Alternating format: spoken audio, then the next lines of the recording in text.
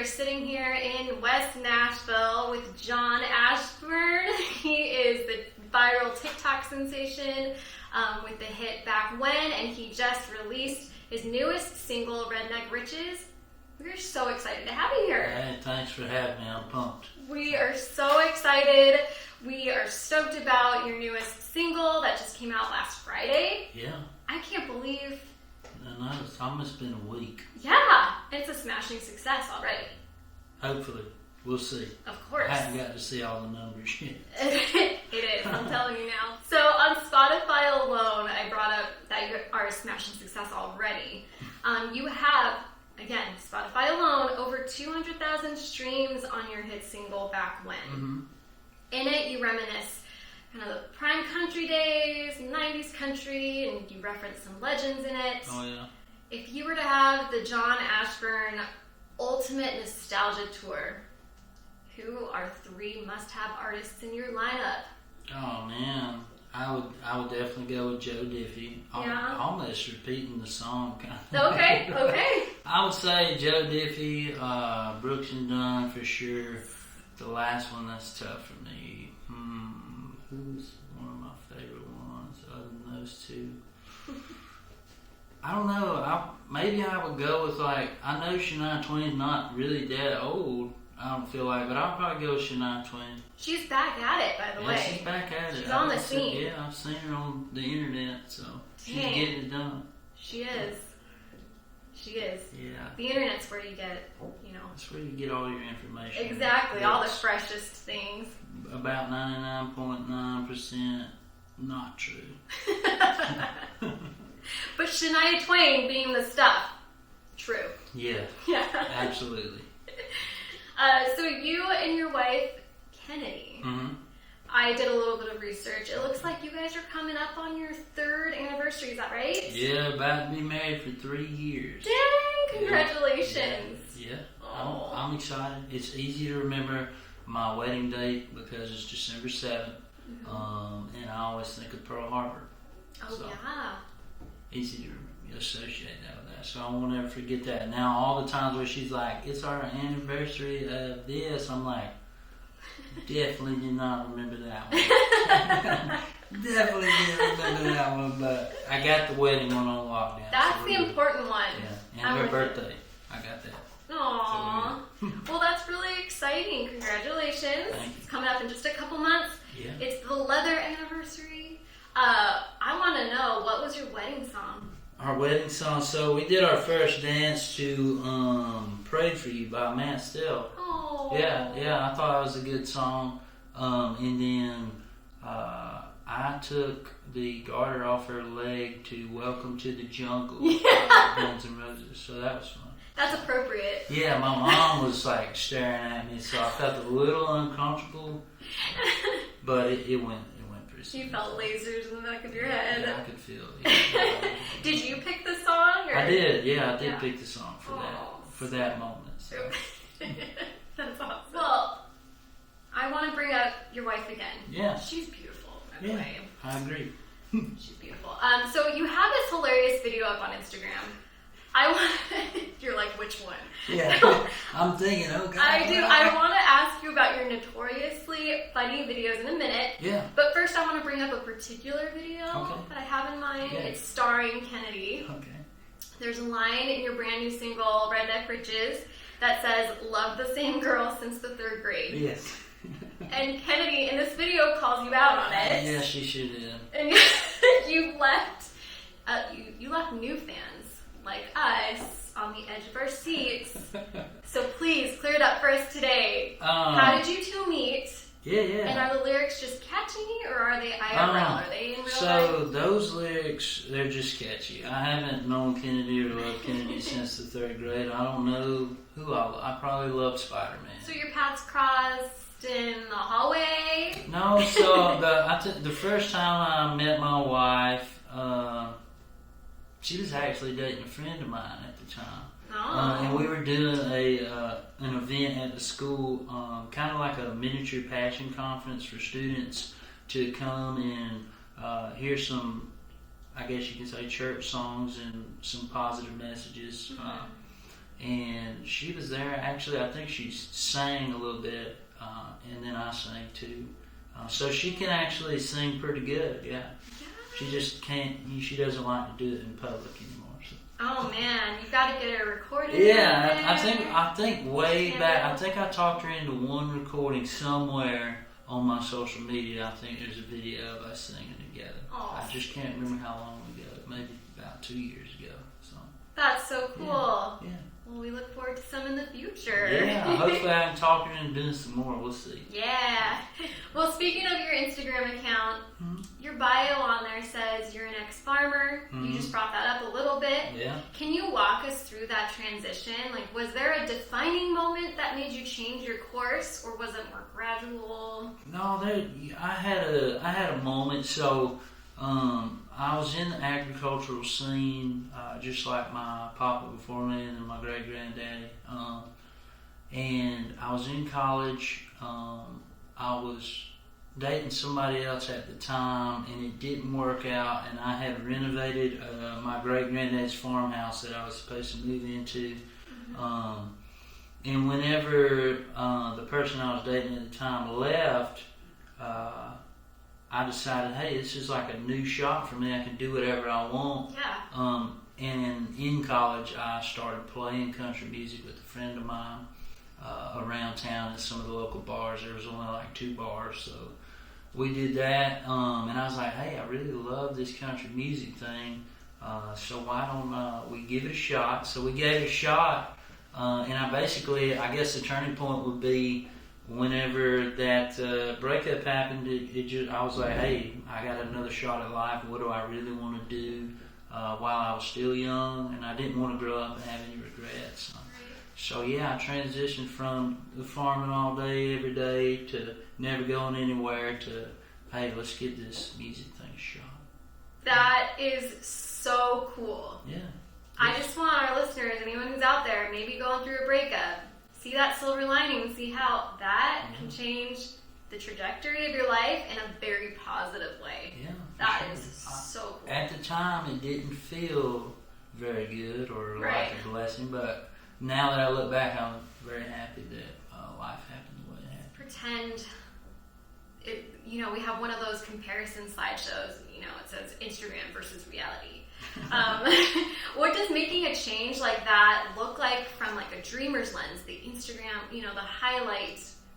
What does that look versus the reality of it? Like, what is your grind like now? Man, every once in a while, probably once every 3 months, I actually have a day where I get to sleep, and that's what I do for a whole day. I will say that growing up in a hard-working family and having to do hard work has really helped me with this grind, because I could go forever. It doesn't really bother me to put in the hard work and the time and the effort and the energy. So Instagram, I would say, of course, it looks fun. I'm a what you see is what you get type of person. Yeah. So on my Instagram, first of all, I don't really know how to use filters. It's very unfiltered. I just figured out how to edit videos so that I can make 1 minute funny videos. So yeah, what you see on Instagram is pretty much what you get.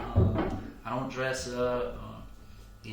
I go fancy places, but I still don't dress up. My wife will drag me somewhere like the Cheesecake Factory. Ooh, and I'm wearing Crocs. Good. And she's not ashamed either, so I appreciate that. But yeah, the grind is, you see all the good parts and the fun parts in the product, but you don't see the hours and the nights that we put into, and every artist or songwriter knows that you got to show up to be a player in the game.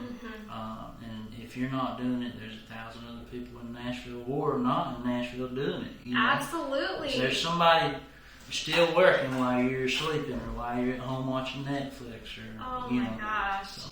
Yes. I'm like, praise John Ashburn. That is I want to underline everything you just said, because in our world today, everybody, you have this generation of kids who are like, I want to be a YouTube vlogger, I want to be an influencer because that's the world, and it looks, it looks lavish, it looks cool, it looks like you have all these days off, you're just the voice of creatives, just saying, hey, it's not like that at all.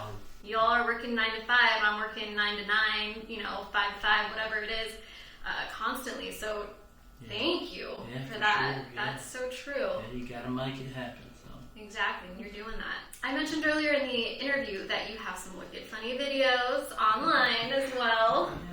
Can you tell us about your crew? I've been really curious about this. Who writes the skits? Who is behind the camera? Was it something that just sort of happened? My wife will help me from time to time, and I have a buddy or two who will help record the videos. I've come up with most of the ideas on there. I thought, if I just spit information at people, they'll probably like, ugh, boring. But if I do something to catch somebody's attention in a funny skit and throw the information there, it might help me out. So in this particular song, the Redneck Riches, I definitely was like, we should do some redneck stuff. So I thought, what's more redneck than long hair, camouflage, and overalls, and a hairy chest. So in my video, there's a lot of hairy chests. And there's a wig involved too, yeah? Yeah, so I borrowed some hair extensions that actually match my hair color from a friend of mine who let me borrow them, and I was like, this is legit.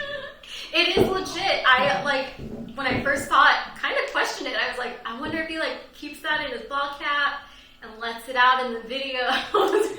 So for a second, I really tried to talk my wife into letting me grow my hair out, but she said no. Oh, dang. No, I think she's a smart woman. Yeah. No. So it sounds like there was a concerted decision to start mining all this gold. There was, and I'm not a huge social media is kind of not my thing, and I'm not a huge I get called a grandpa all the time by my friends and my wife, and I still do the one finger text and scroll with one finger. And in this type of business, social media is very important, especially if you're trying to sell yourself or a product that you created. So I've been trying to get in there and set up a schedule and what would be something that would catch people's attention other than just lyrics on a screen or, hey, go do this without having anything to keep them there to watch the video. So. I'm trying not to laugh because I'm in my mind going through these videos and they are so funny. So if you're listening and you haven't checked him out, please go to his Instagram profile because he will have you rolling. You're going to want to binge watch those videos. I just want to get a little bit serious for a second. Can we impart any piece of life advice with our listeners today? I would say I got two things. Number one, even if you don't feel like going, go. You got to show up. That was probably the best advice I got when I moved to town, Nashville or anywhere you're trying to make it. It's just a big version of a small town. So if you don't go, somebody else is going. And somebody is seeing another person's face or presence that's not yours, and that's not what you want. Number two, I like to say choose your hard. Being a nobody is hard, being somebody's hard. And I take that into account in multiple aspects of my life. Eating healthy is hard, not eating healthy is hard. Choose your hard and always show up even when you don't feel like it. Dang. We can just end the episode now. Drop the mic. Thank you for pouring into us today. Yeah, for sure. That's incredible. I am so glad that we got to sit down with you. I'm glad y'all had me, so I really appreciate it.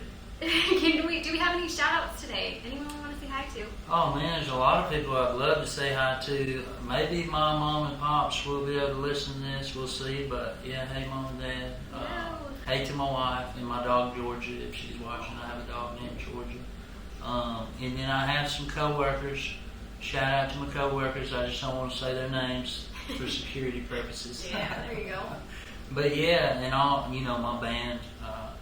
I'd love to give a shout out to my band because they play for free right now, and they show up and they do a good job. and my guitar player has been with me for golly 5 years now, maybe. So shout out to him. Yeah, That is the stuff. You are a blessed man. Yeah, for sure. You are a blessed man. The thing is, where can our listeners find you? Where can we connect with you? And where can we see you? Yeah, everywhere. So on social media, you can look me up, John Ashburn Music, Spotify, Apple. I don't know what Deezer is, but I'm on Deezer, John Ashburn. Got a couple songs out right now. I would love and appreciate the support on those. Go help me out on TikTok. It's weird. It's hit or miss, so go check those videos. Check the videos out and like those, share those, comment, all that good stuff. I will say October 20th, we're playing at Whiskey Jam for the first time. Super pumped about that. My buddy Taylor is doing a takeover there. And he hadn't announced it yet, but he said it was cool if I brought that up. Alright. So yeah, October 20th, put that on your calendar. We're playing at Whiskey Jam over there at Winters. I think it's a Thursday, so take off work Friday so that you can have a good time that Thursday night. Yeah. You got plenty of warning. So. Yeah, you have plenty of time, almost a month to prepare. So. There we go. Oh man, we are excited. Yeah. We're going to hear an acoustic piece by you. Oh yeah. Alright, stick around.